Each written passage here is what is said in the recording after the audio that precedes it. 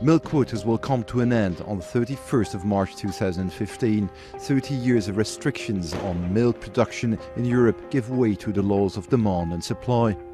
Dairy producers have a great many questions. What about price volatility, the end of financial aids, and the reorganisation of the supply chain?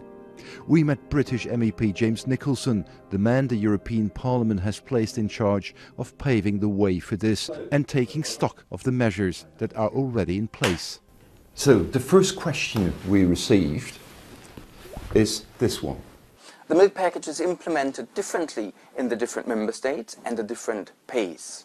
We, the dairy industry, the dairy farmers and the processing industry will adapt to the new situation and will adapt successfully to the new situation, but we need now stability. Thank you. I think the truth is nobody can guarantee stability.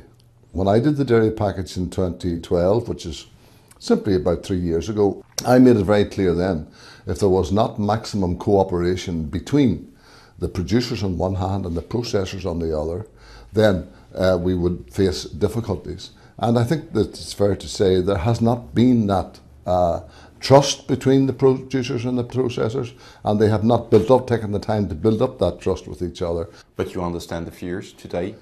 Well, look, I think for the dairy industry long term, the future will be good. But I think they're facing at this moment of time, and I think the Commission are wrong to try to say there's not a problem.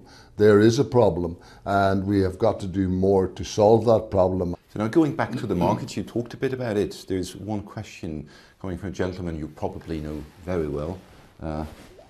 Here it is. I know him very well indeed, yeah. What EU measures would you suggest to better control increased volatility after elimination of the dairy quotas? And in particular, do you think that increase in safety net price to better reflect the higher production cost would alleviate the problems that European dairy farmers are facing? I do believe the Commission have been wrong in dragging their feet in putting a proper intervention price at the bottom of the market.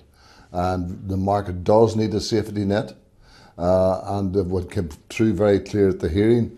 Even if the safety net was increased from where the intervention price was increased from where it is at 18 pence or 18 cents to 22, 23 cents, which would be more close to the cost of production, it would not necessarily mean that there would be a big rush to put milk into intervention, but it would give a confidence and it would say to the market, we are behind you.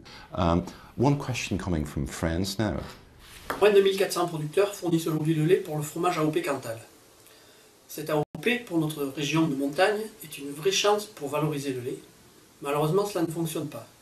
Aujourd'hui, 80% de ce lait est transformé par Sodial ou Lactalis. L'Europe dit qu'elle va permettre de réguler. Comment aujourd'hui, nous, petits producteurs, allons-nous pouvoir imposer à ces structures de réguler les volumes plutôt que de produire en quantité industrielle, ce qui conduit à brader du fromage? I understand this very well. I've been to these regions and I've seen the problems that actually the people in these regions face. There are two problems. During the dairy package, we did put in safeguards for in the PDO and the PGI areas, and that seems to have worked pretty well in parts of Italy and in parts of France. And it was to specifically protect those areas producing specialised cheeses. And no one has told me that has not worked. I did a conference recently for other MEPs from the Austria and the Tyrol area, where you have many farmers producing in mountainous areas. And I think there is no doubt that they are going to come under major pressure to survive. They are going to have, national governments must have the flexibility, in my opinion, to use the Pillar 2 funds, and some are. Could you just explain what the second pillar precisely means to the view? Well, the second pillar is the area by which they can inject, the national government can convert part of their first pillar to the second pillar to actually give direct support. It's a social problem as well, and this is one, do we want these people to disappear? My belief is no, we don't, because they're providing a fantastic contribution to our environment, to our mountains, to the regions that they live in. Back to the costs. Another question coming from Germany. Die europäischen Milchbauern sehen sich einer neuen Welle von Auflagen ausgesetzt. Auf der anderen Seite sind wir mit dem Auslaufen der Milchquote der Situation ausgesetzt, dass rund 1 Milliarde Euro an Superabgabe in den europäischen Agrarhaushalt zurückfließt. Geld, was den Milchbauern für ihre notwendigen Investitionen fehlt. Wie können Sie bzw. das EU-Parlament sicherstellen, dass die 1 Milliarde Euro Einnahmen aus der Superabgabe zurückfließt an die Milchbauern? Very good question. There's much disagreement over that. The super levy money, as is collected, must come direct to help develop the dairy sector. I would be sympathetic to that.